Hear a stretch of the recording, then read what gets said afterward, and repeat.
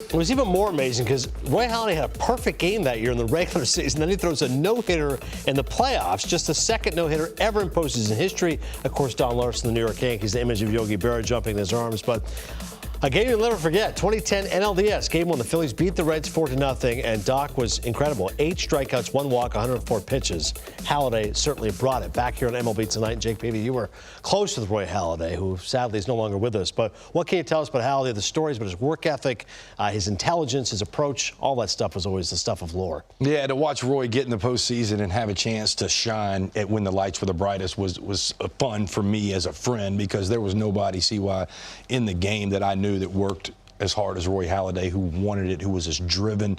You know, I was this guy that always tried to balance the fun aspect of the season and also the work ethic and the responsibility.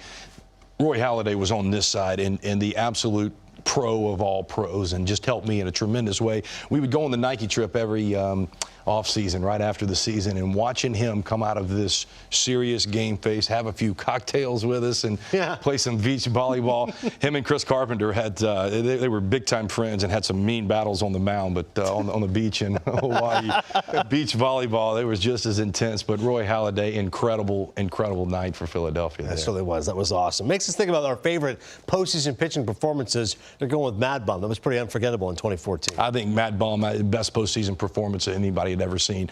To win 2 games, to throw a shutout, to throw complete games in your first 2 starts, and one of them be a shutout, and then to come back on 2 days rest and throw 5 scoreless in Game 7. They're not taking me out of this game. I'm closing it. It was absolutely phenomenal. He single-handedly almost pitched this by himself to a World Series. Bum, enjoy your off-season, champ.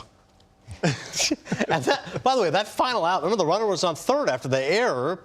And Salvador Perez, the only run that he had given up was Salvi, late-inning home run. I believe it was in Game 1, but Salvi had clipped him. Yes. That triple right there, misplay. Brandon Crawford makes an incredible scoop to keep Alex Gordon, but that is Salvador Perez, who had hit a homer, pops out to Pablo Sandoval, most postseason hits of any player in postseason history that year. Yeah. 3rd title in 5 years. It was. Oh, I can imagine being there, how exciting that was. Like I said, just 2 days rest, it was insane. Because you kept saying to yourself, well, he's not going to go the whole way, is he? I'm like, well, yeah, he is. That postseason, what John Lester did in 2013, I thought was incredible, and I would never even see that dominant of a postseason.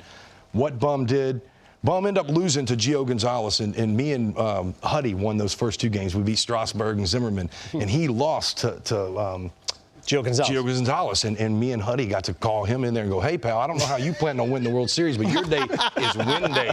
Me and Huddy and Vogelsong, we're going to try to figure out the other couple wins, but we've got to win on your day. And he, looked at us CY and said, it ain't going to happen again. He beat Wainwright twice in the NLCS, and then we went on to, like I said, win 3 games. Yeah. It's crazy. Stuff of legend. It was awesome. For you, CY?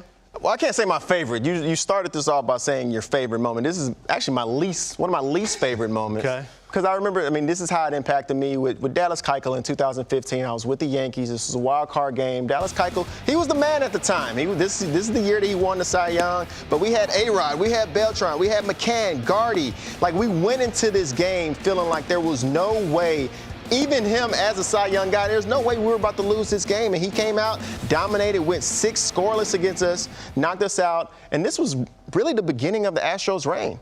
Go back to 2015. This was when everything really started for those Astros. Right. So I feel like we're kind of, the effect of that. But what it reminds me of is we get so wrapped up into talking about all these big-time aces and these big power pitchers.